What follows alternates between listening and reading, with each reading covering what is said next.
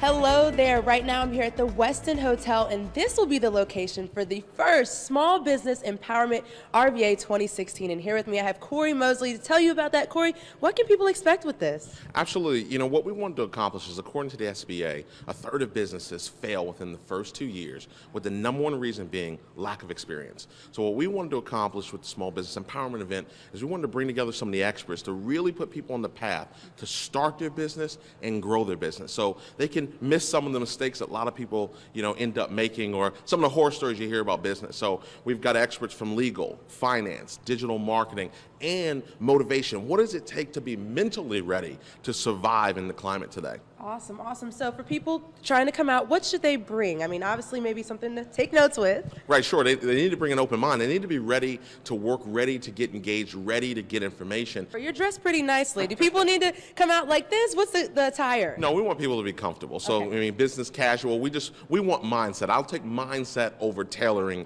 anytime, but I will be like this. Okay, so. nice. Is it a good idea to hire your spouse? So I'll say this, it's not a matter of good idea or bad idea. Here's the question you have to ask yourself, and that is, it usually works extremely well or it's a complete disaster. So you have to make decisions about your relationship really at its core to say, hey, am I somebody that appreciates my personal space? So in your personal life, do you and your spouse like to do things differently just so you can be away from each other for a while? Doesn't mean there's a problem in your relationship, but what is the nature of your interaction as a husband and wife? Because that will determine, once it gets magnified, right? So my wife works right in the office across the hall. We're together all the time. We travel together. She's very involved in the business. But I love my wife in a way, from a relationship standpoint, where I want her around me all the time and she wants to be around me all the time. Right. That's not how everybody's relationship works, good or bad, right? So I can be days with her. I don't need to get air out of the room or take a break. So it works very, very well for us. We have to have a responsibility. Steve Jobs, another great one, said it best. He said, you can't mandate productivity. It's an organization's responsibility to give its people the tools they need to be successful. And that's going to be the key here. Talk about the things that someone needs to consider and think about prior to opening up a small business. Well, obviously, this is a common question that I get. Part of the challenge in our society is we're taught to think about our passion all the time, right? What are you passionate about? The sayings out there, jump and then grow your wings on the way down. Like, all that stuff is really great and it's really inspirational, but jumping and growing your wings on the way down could leave you bankrupt. So That's right. The first thing I would say to everybody is you have to discern the idea from passion and revenue, right? So I say do what you love as long as it pays. Most people forget the monetization strategy. So when we work with clients, we talk about something called the HIM document, HIMM, how I make money.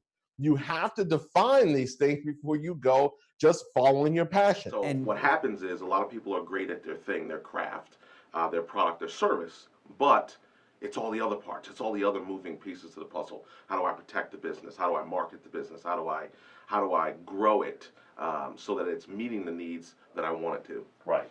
And in a lot of cases, because here in Richmond, as you only well know, restaurants come and restaurants go. That's right. So quickly, and that's a very difficult business to get in. And so many of them lack the customer service skills necessary in order to keep going.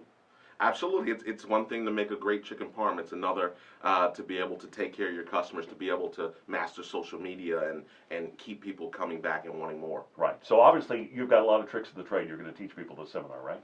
Absolutely. Absolutely. What we want to be able to do, small business is the backbone of America. We know that. Optimism is an all-time high. Business.com did a study, and optimism for business and small business is up 9%. So we want to capitalize on that energy and combine that energy with the education that people need to whether start their business or, more importantly, grow their business. Okay, that makes a lot of sense. Other people are watching going, now wait a second, what if it's my cousin Bob, a relative that I love from afar, but I don't know if I want him to work for me, or a friend of mine. We're really close. This guy's got a lot of great ideas. Should I hire him as well? So again, you have to, are you prepared to take the actions necessary if it does not work out? My mother, who's really retired, but she does some part-time stuff, sent me an email the other day, are you hiring? because my she's the lady. You ever go into the Sam's Club and you get the little hey, try the grapes and stuff. So she does that a couple hours a week to stay busy. But she's like, oh, they're cutting my hours back. Are you hiring? And like, no, I'm not hiring my mother. Now I know people who have their family members, but because I would not fire my mother if she didn't do a good job. Right. So I'd be stuck. So I would never even open that door. So if you're not somebody who can make the tough decisions that are required in business, regardless of who the other person is on the other side, then no, I would not recommend you bring family into the business. Walk us through what's going to happen here over the next 5, 6, 7 years as new management comes into place at dealerships nationwide. Well, listen, the key is going to be management training. The key is going to be the understanding of not just being skilled at dealing with a customer, but being skilled at dealing with people and wanting people to want to work for you. Not just, you want to be the manager they need, but be the leader that they love. Right. Is basically the key. So for a lot of people, let's say I'm great at baking cookies. Well, I can make a great cookie, the best cookie you've ever had. That doesn't mean that I can market it properly. But what video is going to allow you to do, it's going to allow you to get the message out there in multiple ways. Number one, let people see the product. Number two, let them learn more about your story, because we're investing in stories, right? Tom's, Warby Parker, all these great companies now, it's the story that makes you want to buy their shoes or buy their product. So now I've got story on my side. I also now have satisfied customers.